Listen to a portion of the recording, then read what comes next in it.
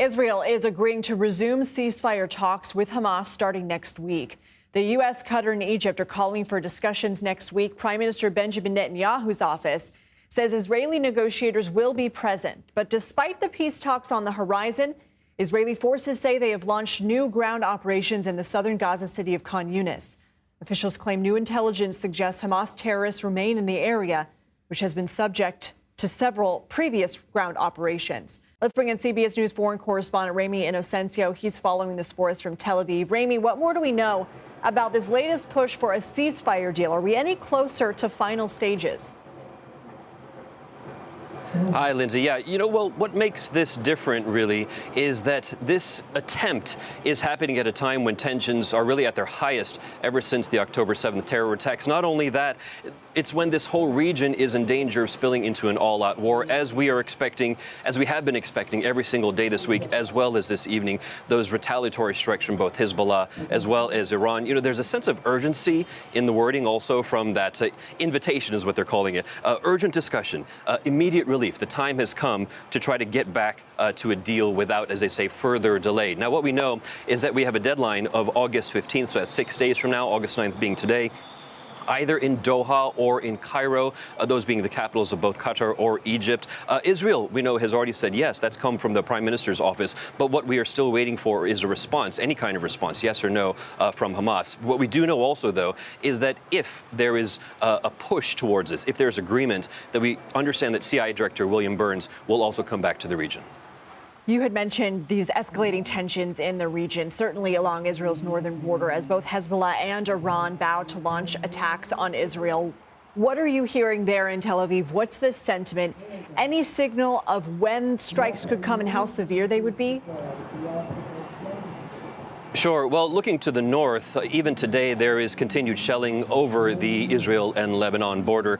For example, in the northern Israeli municipality of Kiryat Shimona, which really abuts the Lebanese border, there were reports of 15 rockets that targeted the municipality. One house and several cars, we understand, were damaged, but no one was hurt. But then on the other side of the border, the Israel Defense Forces said that they targeted and did kill 2 Hamas members coming out of a military compound there. But in terms of whether and when we might get any signal, one thing that is notable is that the commander of U.S. Central Command is now back in region, the second time this week, Michael Kurilla. And I note this because when he was here in mid-April, when Iran did those retaliatory attacks then, he was the person in Jordan at the time, neighboring Israel, commanding U.S. troops and the defense there. In terms of any signs or signals more immediately, if an attack was going to happen, drones, if they did come from Iran, those do take several hours, so we would at least get a heads up on that. But when it comes to cruise missiles and ballistic missiles, those go hundreds of miles an hour, and we'd probably only have about several minutes to take cover. Wow. Ramy, we mentioned Khan Yunis. Israel launched new operations there. What can you tell us about the situation unfolding there? Sure. Khan Yunis being Gaza's second biggest city, or what's left of it, ever since the October 7th attacks and Israel's counter attack into the Strip. What we hear is that the IDF says that they received intelligence of militants operating in the Khan Yunis area. Not only that, not just militants, but also infrastructure that they saw. So what apparently has happened is that the IDF early this morning struck the area with what is being said are warships, warplanes rather, helicopter gunships, as well as paratroopers. It's being reported that around 30 militants were targeted and several of those were killed. But this, again, is kind of an attempt to make sure to try to stop the reconstitution of Hamas across the Strip. Of course, a lot of people have been saying that you might be able to kill militants, but you can't kill an ideology. Ramy Inocencio, thank you. For more on the situation escalating along Israel's northern border with Lebanon and across the region, let's bring in Andrea Tenenti. He is the spokesperson for the United Nations Interim Force in Lebanon. Andrea, thanks for being here. Thank you. Good afternoon. Families of personnel within your organization have been told to temporarily leave Lebanon ahead of the anticipated violence. How would you describe the situation on the ground and what you're preparing for? The situation on the ground is concerning, but has been concerning and worrying for the last 10 months.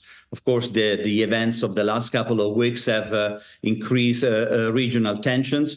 We are still deployed in south of Lebanon. We are still monitoring the situation along the Blue Line, this area that has no border. The countries between Lebanon and Israel, they never had a border, and that's one of the problems. We continue with over 450 activities per day to try to deconflict the situation with more than 10,500 blue helmets, peacekeepers from 49 different countries. So definitely the situation is concerning, but there is still space for a solution, for a diplomatic and political solution. That's a sentiment shared by the U.S., who says no one wants an all-out war. What is your organization doing to prevent further escalation? As I said, that the presence of already 49 countries and 10,500 troops to deconflict the situation is already a statement showing the commitment of the international community to prevent a full conflict between two countries. Also, the leadership of the mission, the UNIFIL, is the only organization that is keeping a channel of communication open between Lebanon and Israel, two countries that don't have diplomatic relations. So this is done on a daily basis to try to decrease tensions, but also to try to prevent dangerous misunderstandings that they could lead to a wider conflict. Definitely, a miscalculation has always been the key word of these days, that no one wants the conflict, but a miscalculation can definitely trigger a wider conflict. And after 10 months, of course, the possibilities are increasing by the day. We just heard Ramy's reporting on a ceasefire. If, in fact, Iran and/or Hezbollah do retaliate against Israel, how would that impact ceasefire negotiations and a hostage release deal? Well, the overall situation in the region can have an impact on any kind of deals at the moment. The daily shelling from both sides, this is something that is happening on a daily basis. So a killing of civilians, that definitely could impact any kind of deal. But as I said, everyone is working to try to come up or to try to find a solution to these issues. Not only the UN and UNIFIL, but all major stakeholders like the US, France, and regional power. So everybody's really fully engaged at this moment to try to find a political solution. But definitely any kind of exchanges of fire, any kind of shelling in these days could, in a way, jeopardize any kind of negotiation. And that's what we're trying to avoid. But as I said, it's really important to emphasize that the role of the international community is very relevant in these days. Andrea Tenenti, thank you for joining us.